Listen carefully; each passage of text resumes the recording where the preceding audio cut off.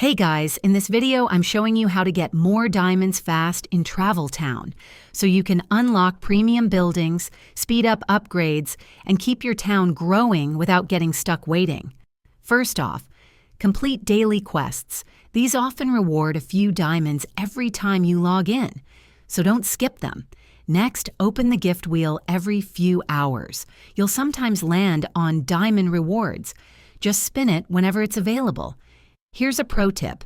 Finish neighborhood missions and district tasks.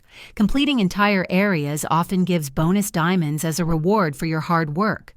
Don't miss out on limited time events.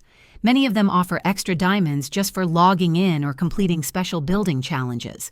Also collect from high-tier buildings regularly. Some premium structures give small diamond bonuses along with coins and other resources. So should you feel low on diamonds? Not anymore.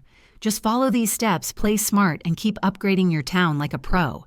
Let me know in the comments how many diamonds you usually get per day and which method gives you the most. And if you found this helpful, hit like and subscribe.